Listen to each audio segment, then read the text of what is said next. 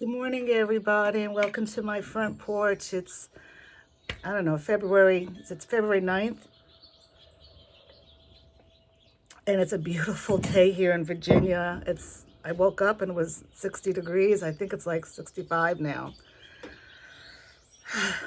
Today I want to do a dog food review on a new product coming out from Hill Science Diet. It's going to be coming out in March. And they are marketing it, and I do say marketing it, as a prescription dog and cat food for those precious animals that have cancer. So let's get to it. So first I want to say, and I've said this before and before, that the dog food industry, everything about it, from grooming to supplements to food to breeders, everything. It's a huge money-making business, and that has benefited so much from COVID, because during COVID, people were at home and they were lonely, so they got a cat or a dog. My daughter did that as well. Or they got another cat or a dog. And the projections of this dog food industry, they projected it out to 2027. It's just a huge money-making profit. And people have taken notice. Companies like Mars, that makes candy, has bought Royal Canine recently. And Hill Science Diet is owned by Colgate. That's the company that you get your toothpaste from. Because these companies, they want money. That's their whole thing. They don't care about you. They just want money. There's so much greed in business.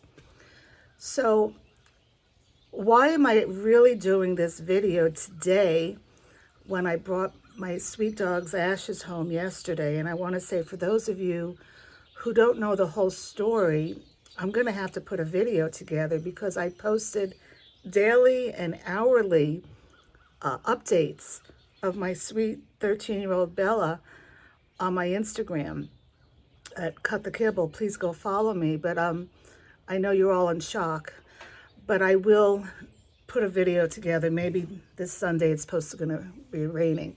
But let's get to this. All right, first of all, they're claiming that this is a prescription diet.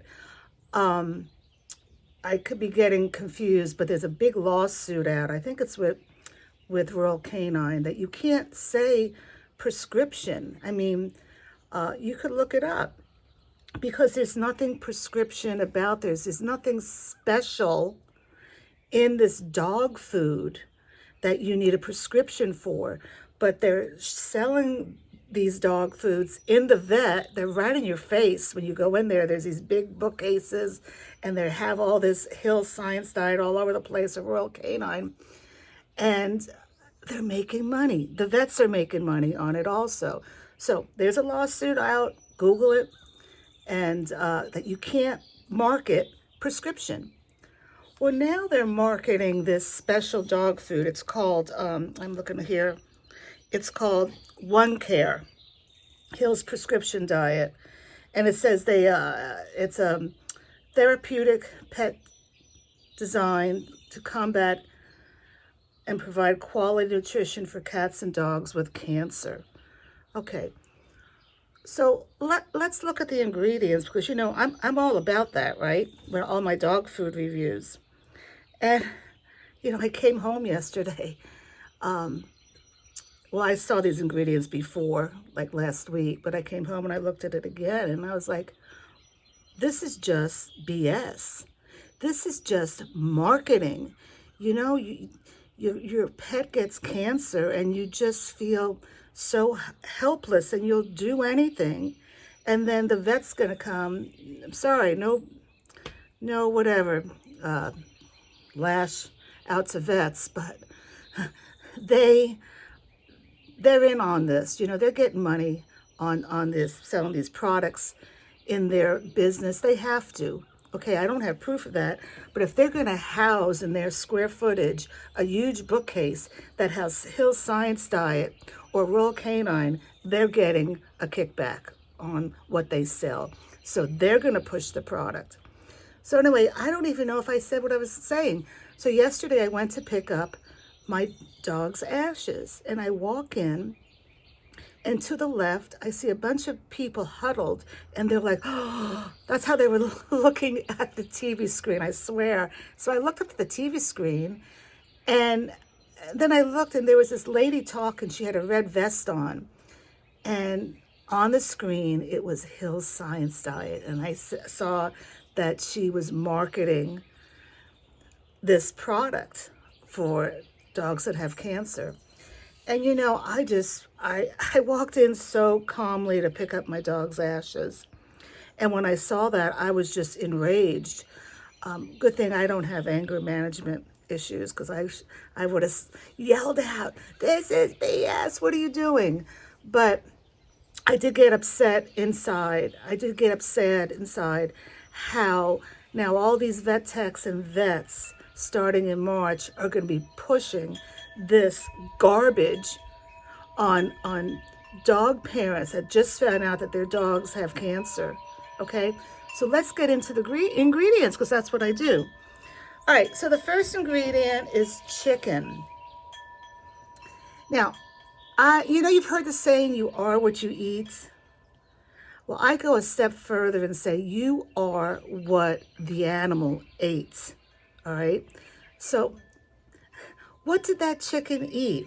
Is this a pasture raised or on pasture chicken? There is a difference. That's a different video. Did they go out and forage and eat worms and seed, or did they eat soy products and GMO feed, as in corn? Well, I can answer that right now. They ate crap. They ate corn and soy and feed that is highly sprayed with glyphosate, which is a known cancer-causing pesticide that causes lymphoma, non-Hodgkin's lymphoma. And the company Bayer, it used to be Monsanto, has been sued billions of dollars, okay? If it was a good chicken, it would say, you know, pasture-raised chicken, and you would see words like non-GMO, you know, and you would see, what is it, the Dirty Dozen, you know, organic. You're not seeing these words in here. Those would be the marketing words that you want to look at when buying the dog food. So the next ingredient is whole grain wheat. Now look, you know that there is no need for a dog to have grains. But even if you believe that dogs should have grains, let's say, okay, these, the grains in the United States are highly sprayed with glyphosate. Do you know that in Europe, the European Union, they banned glyphosate 2 years ago because it causes cancer. But here in the United States, the FDA has not done that. All right? And that's why I always push, if you're going to do grains, they have to be non-GMO, okay? Certified non-GMO. So, you have the chicken that's eating soy and having the glyphosate with the corn. You have the wheat that's sprayed with glyphosate, it causes cancer. And then you have corn gluten. Corn gluten is a euphemism because what it does, it raises the protein up when they do the guaranteed analysis. That's the only reason that's in there. And they're going to be claiming, oh, this is high in protein. Your dog needs protein because their dog has cancer. But they're not getting the right protein. They're getting protein from corn that, again, is highly sprayed with glyphosate. All right, so then it has hydrolyzed chicken liver. I'm going to be doing a lot more research on liver. I just don't know how good liver is, especially for an animal that has cancer. What does the liver do? It acts as a filter in the body, okay? And if you want to give liver to your dog or even to you, your human, it should be from a grass-fed, grass-finished cow, and in this way it should be from an on-pasture chicken, okay? Not and for the cow, it should not just be grass-fed. It needs to be grass-fed, grass-finished. Because if you go out and buy meat and it says grass-fed, that means the last like 3 months of the cow's life, it's being fed grains to fatten it up so that the farmer can get more money because it's going to be, more weight of the cow. That's how they sell cows. So I really don't know about liver anymore. Okay, so then it has soybean meal. Again, soybeans are highly, highly sprayed with glyphosate in the United States, and glyphosate causes cancer. Look it up. I'm not making this stuff up.